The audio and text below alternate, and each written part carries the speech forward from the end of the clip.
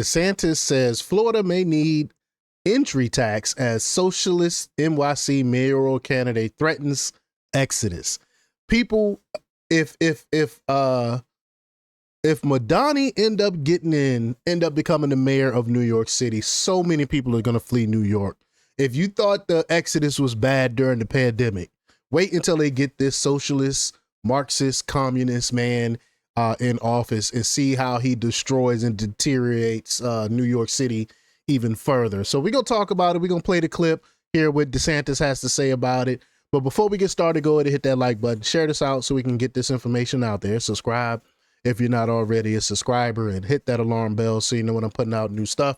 Also, check out my link tree in the description. It has a link to my Patreon. That's where I talk about things that I can't talk about here. There's also a link to my Instagram and my X account, so follow me there as well.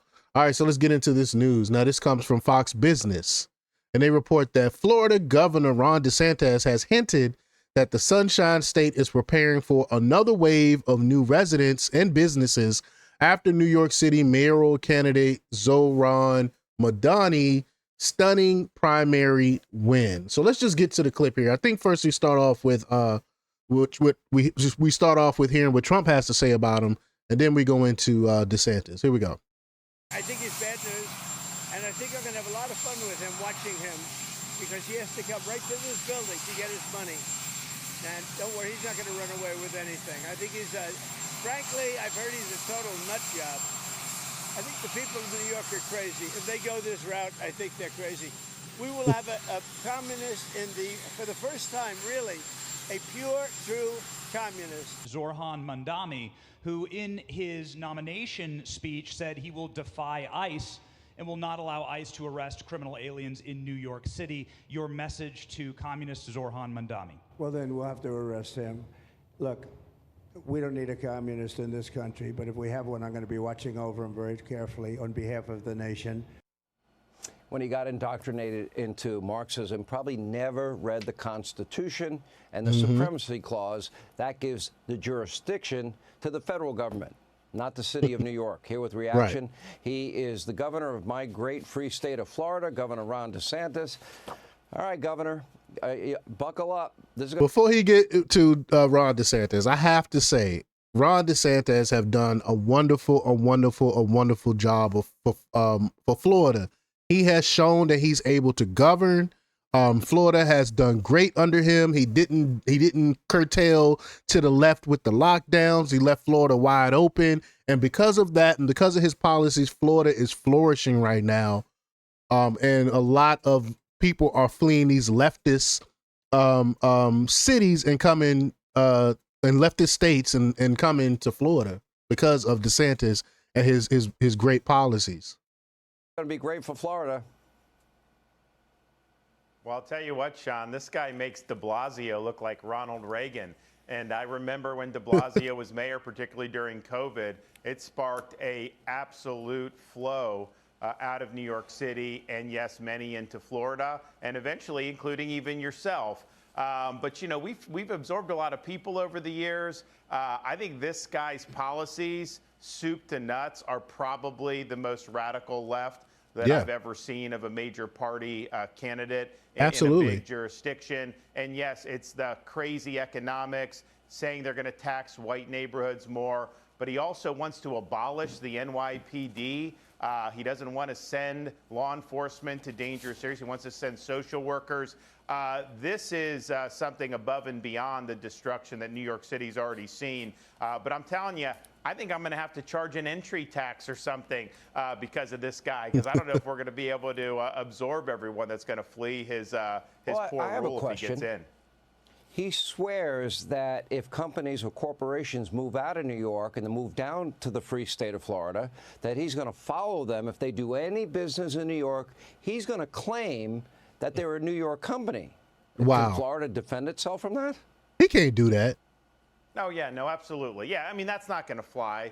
Right. And I can tell you, just anecdotally, you know, I've spoken privately with some business leaders that when he got the nomination, they are preparing to move more of their assets out of New York City if he eventually gets elected mayor. So that will happen, and I think he's not going to be able to be successful in pulling one of those stunts.